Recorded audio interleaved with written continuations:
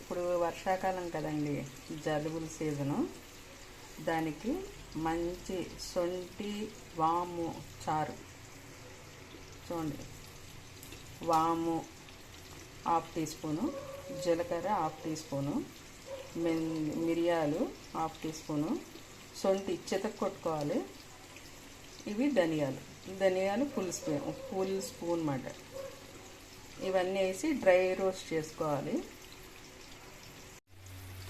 ఇప్పుడు గిన్నె వేడెక్కింది. ఈ పదార్థాలన్నీ ఏంటి, జీలకర్ర, వాము, సొంటి, మిరియాలు, ధనియాలు ఇవన్నీ వేసి కొంచెం పొట్టి మినపప్పు కూడా వేసుకుంటే టేస్ట్ ఉంటుంది. కొంచెం అంటే ఒక పావు టీ స్పూన్ వేసి సిమ్లోనే, హై పెట్టకూడదు, సిమ్లోనే డ్రై రోస్ట్ చేసుకోవాలి.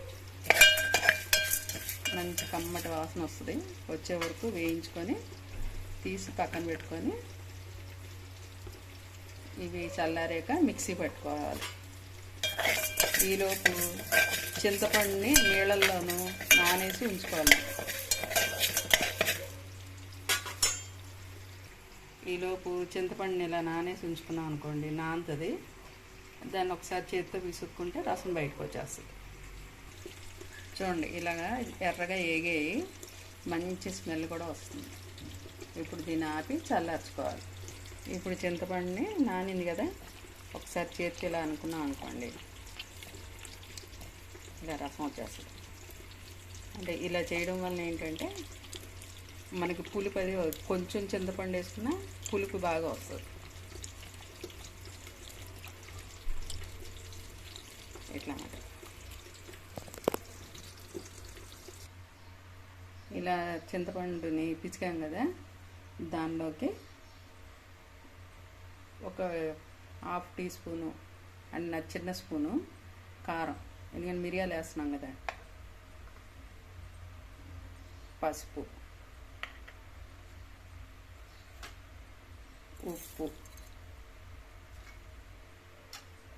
చిన్న బెల్లం ముక్క వేసి మరగబెట్టాలి.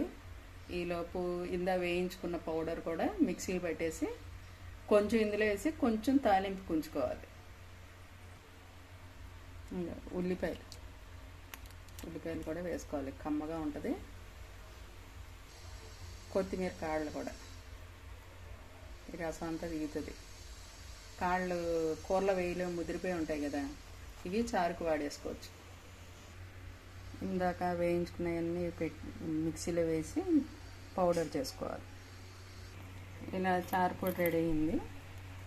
దీన్ని చారులో వేసి కొంచెం లాస్ట్లో వేయడానికి కొంచెం ఉంచుకున్నాను.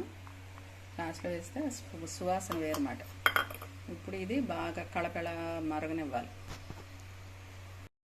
ఇది సొంటి మిరియాల చారు రెడీ. తాలింపు వేసుకోవడమే.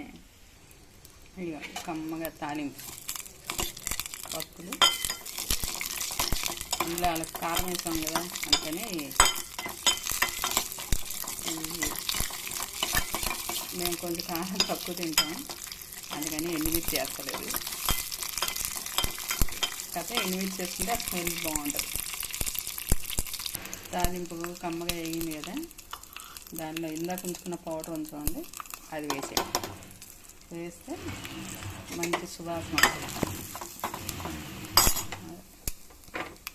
ఇందా మరిగిన చారు ఉంది కదా, చారులోను ఈ తాలింపు వేసేసి కలుపుకోవడం. సూపర్ ఉంటుంది టేస్ట్.